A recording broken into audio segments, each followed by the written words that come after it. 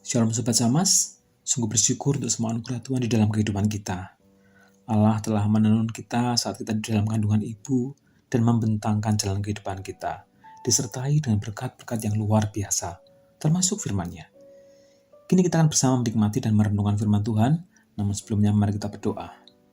Bapa Surgawi, kami bersyukur untuk kehidupan dan anugerah yang Engkau berikan atas kami. Bapa, Engkau menempatkan kami semua di bumi ini, bukan untuk kami menghabiskan sumber daya, namun untuk memberikan sumbangsih, untuk menjadi berkat. Berkati kami ya Bapa, dalam perenungan firman-Mu. Amin.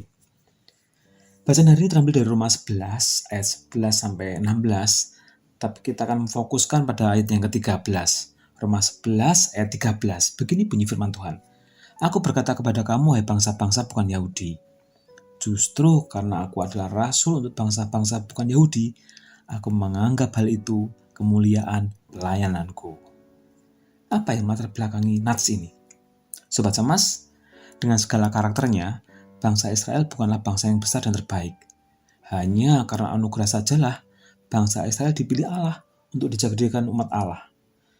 Sesungguhnya ini merupakan hak istimewa dan kehormatan yang luar biasa. Sayangnya mereka tidak mau memelihara hak istimewa itu. Tapi Allah tidak kehilangan rencana yang luar biasa. Tegar tengkuk dan kekerasan hati bangsa Israel justru menjadi berkat yang tersembunyi. Bangsa-bangsa di luar Israel diberi kesempatan dan peluang untuk menerima kabar baik. Semua bangsa akan menerima kesempatan untuk menjadi percaya dan diselamatkan.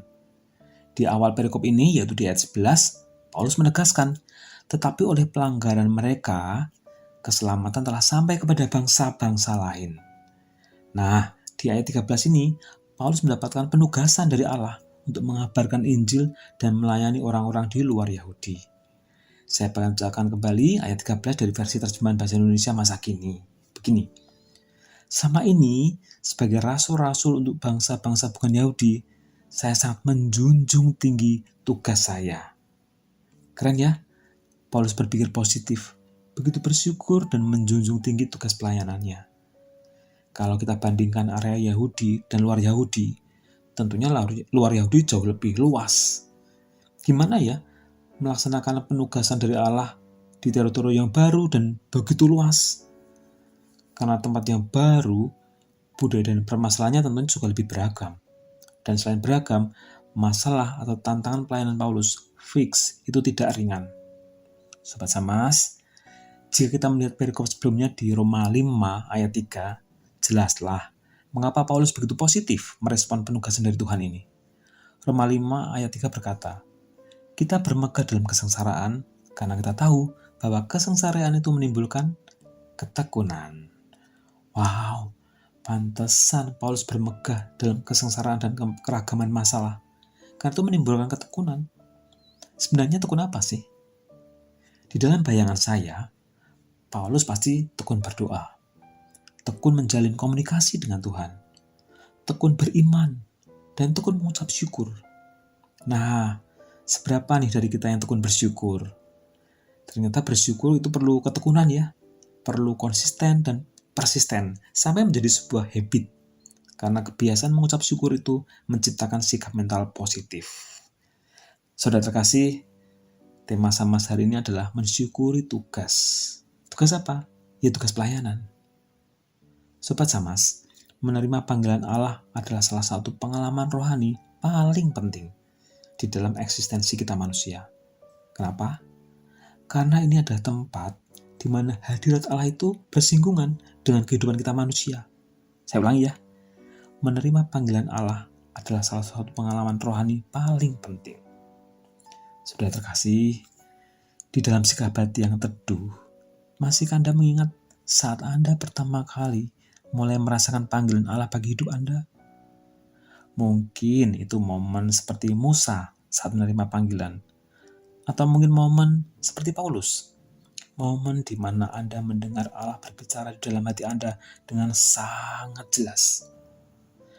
Atau mungkin itu adalah momen di mana Anda merasa panggilan yang ada itu terus bertumbuh, semakin kuat dan semakin pasti seiring waktu. Saudaraku, melayani adalah lawan dari kecenderungan alamiah kita. Seringkali kita lebih suka, layani aku, ketimbang melayani. Kita lebih senang menjadi konsumen yang dipuaskan dan berkata, saya mencari sebuah gereja yang memenuhi kebutuhan saya dan memberkati saya. Saudaraku, namun alangkah baiknya kalau kita justru berkata, saya mencari sebuah tempat untuk melayani, untuk saya menjadi berkat. Kita semua ditempatkan di bumi bukan untuk menghabiskan sumber daya, melainkan untuk memberikan sumbangsih. Kita diciptakan untuk menambah semarak kehidupan bumi dan melayani pencipta kita. Dan pelayanan apapun yang Tuhan percayakan untuk kita, mari kita belajar dengan sikap mental seperti Paulus. Mari kita kerjakan dengan penuh syukur, serius, dan tenanan. Menutup sampai hari ini, saya akan bacakan Efesus 2 ayat 10. Karena kita ini buatan Allah, diciptakan dalam Kristus Yesus untuk melakukan pekerjaan baik. Mari kita berdoa.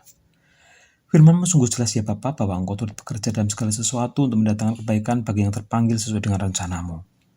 Kami bersyukur untuk penugasan dari-Mu, memberikan hati kami dan ajari kami untuk taat. Hanya di dalam nama Anak-Mu yang tunggal, Tuhan kami, Yesus Kristus, kami alaskan doa, permohonan, ucapan syukur dan komitmen kami. Amin.